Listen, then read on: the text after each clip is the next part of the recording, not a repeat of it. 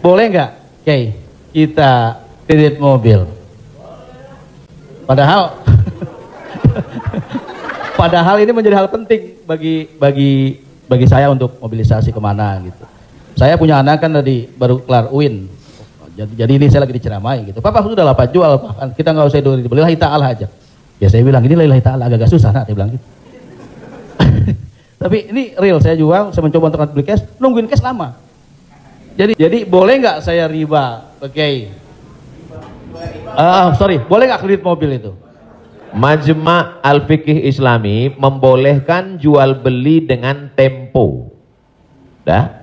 Membolehkan jual beli dengan tempo, jangka waktu, garis miring kredit pada konferensi ke-6 yang dilaksanakan di Jeddah pada tahun 1990 dalam keputusan tersebut. Jadi jual beli dengan tempo kredit itu boleh.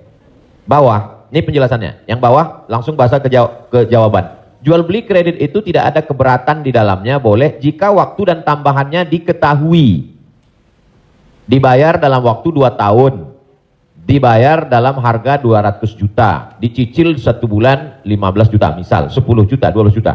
Meskipun harga kredit lebih mahal daripada kontan. Karena penjual dan pembeli sama-sama mendapat manfaat. Penjual mendapat manfaat tambahan harga dan pembeli mendapat manfaat tempo jangka waktu. Disebutkan dalam Sahih Al-Bukhari. Apakah di zaman Nabi ada kredit? Ada. Dalam Sahih Bukhari, Sahih Muslim, bahwa barirah itu manusia.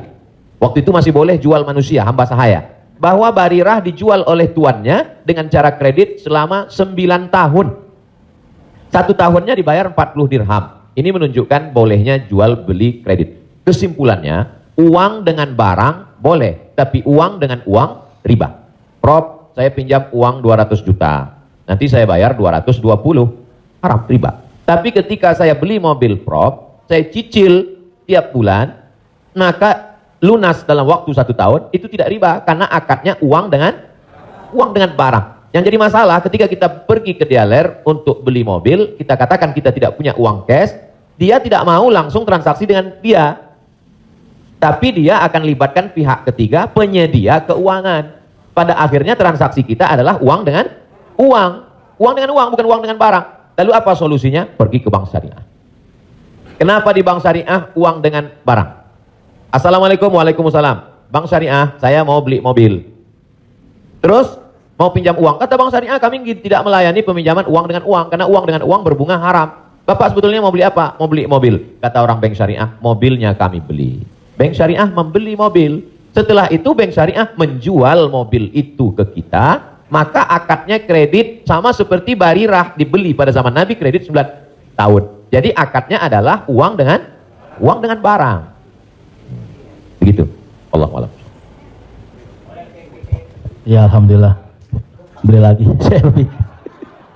Kembali lagi pakai syariah. Selanjutnya siapa yang mau bertanya? Silakan umum sekarang. Bang Dery mau nanya? Oh yang ibu-ibu aja, ibu-ibu. Pak.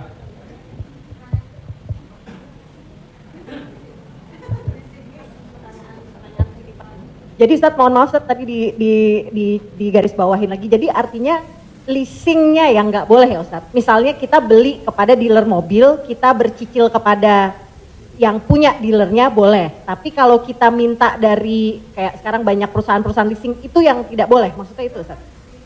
Ketika saya mau beli mobil, saya tidak punya uang cash, Ya. maka kata si dealer, Ya. kami akan arahkan Bapak ke penyedia keuangan. Ya. Maka sebenarnya saat itu saya membeli mobil itu cash sebenarnya. Karena dealer tidak mau dia barang ini tidak cash. Jadi kemudian yang saya cicil setiap bulan itu adalah bukan mobilnya tapi uangnya. Maka saya terjebak pada rentenir, riba, bahasa kerennya leasing segala macam.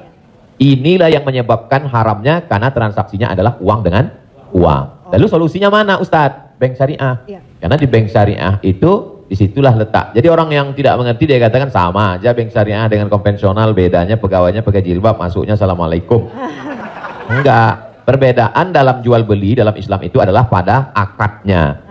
Maka bank syariah membeli mobil itu milik bank syariah, maka saya membeli mobil itu secara cicil, akadnya adalah uang dengan barang.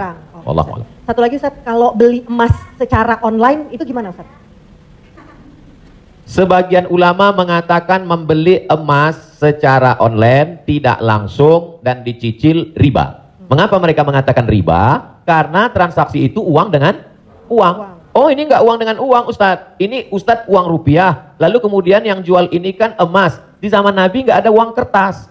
Di zaman Nabi hanya ada dua uang. Yang pertama dinar, uang emas. Yang kedua dirham, uang perak. Maka ketika saya beli emas tidak cash, maka sesungguhnya akadnya adalah uang dengan uang rupiah dengan uang emas. Itulah orang yang mengatakan nggak boleh beli emas kalau nggak cash karena transaksinya uang dengan uang. Tapi pendapat kedua mengatakan boleh beli emas kredit tidak cash. Kenapa? Karena zaman sekarang emas sebagai komoditi, emas sebagai barang, emas bukan sebagai uang. Dan fatwa Majelis Ulama, fatwa Ormas Islam kontemporer mengatakan boleh beli emas tidak cash karena emas zaman sekarang bukan uang.